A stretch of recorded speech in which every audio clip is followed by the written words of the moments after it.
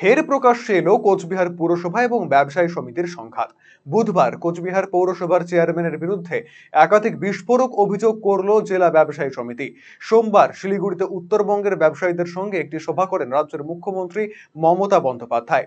সেখানে কোচবিহার জেলা ব্যবসায়ী সমিতির সম্পাদক সুরজ কুমার ঘোষ কোচবিহার পুরসভার কর বৃদ্ধি নিয়ে একাধিক নালিশ জানান মুখ্যমন্ত্রীকে।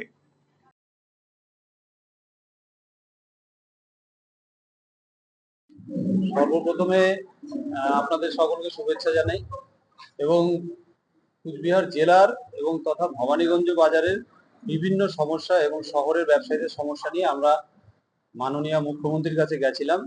উনি পশ্চিমবঙ্গের সর্বা এবং আমাদের অভিভাবকও বটে। যে গুরুত্ব সহকারে ধৈর্য সহকারে আমাদের কথা উনি শুনেছেন, তার জন্য আমরা আবার ওনাকে ধন্যবাদ জানাই।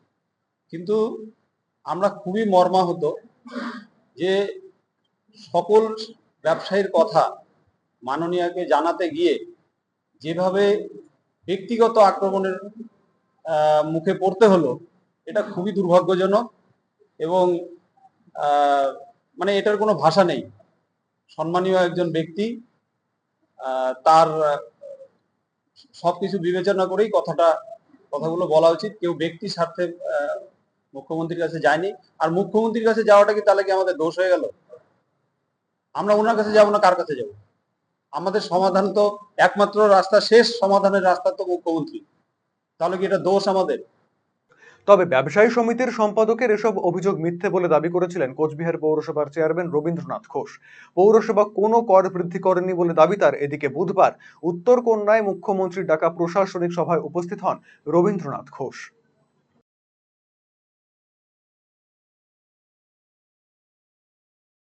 কুচবিহার ব্যবসায়ী সমিতির সম্পাদক গতকাল শিলিগুড়িতে মাননীয় মুখ্যমন্ত্রীর কাছে যে অভিযোগগুলো করেছেন সবই মিথ্যে অভিযোগ।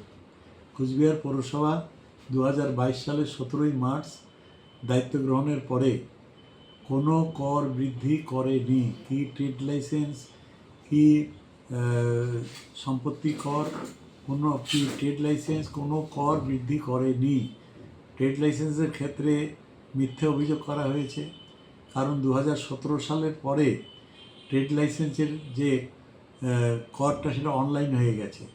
আর অনলাইন হওয়ার পরে কোনো চেয়ারম্যানের হাতে থাকে না, বা কোনো পৌরসভার হাতেও কর বৃদ্ধির ব্যাপারটা থাকে না।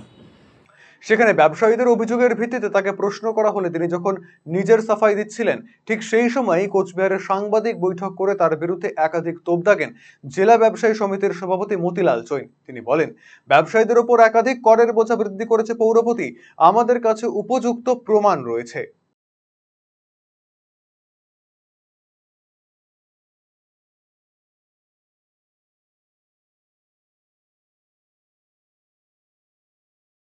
ফুটপাতের মধ্যে দোকান বসছে, প্রত্যেকটা দোকানের কাছ থেকে উনি 10 টাকার জায়গায় 100 টাকা করে দিচ্ছে। তাহলে যে দোকানগুলো অন্য দোকানগুলো বসিয়েছে কোনো ব্যবসায়ী, তাকে তুলে দেওয়ার দায়িত্ব পৌরসভা।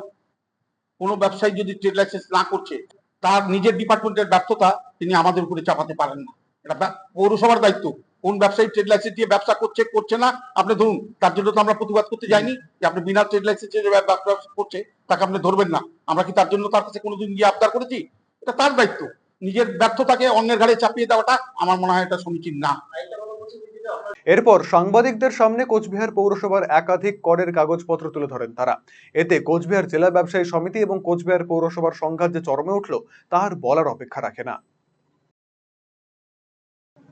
রায়গঞ্জবাসীদের জন্য সুখবর। যারা দীর্ঘদিন ধরে পেটের সমস্যায় ভুগছেন তাদের জন্য রায়গঞ্জ দিশারিতে আসছেন ব্যাঙ্গালোরের প্রখ্যাত গ্যাস্ট্রোএন্টারোলজিস্ট ডাক্তার ইরশাদ আলী, HMD, DNB। এখন থেকে প্রতি মাসে নির্দিষ্ট দিনে ডাক্তারবাবুকে দেখাতে আজই যোগাযোগ করুন দিশারি হেলথ কেয়ার, উকিলপাড়া, রায়গঞ্জ শাখায়। যোগাযোগ করুন 7477785509 এই নম্বরে এবং 7477785512 এই নম্বরে।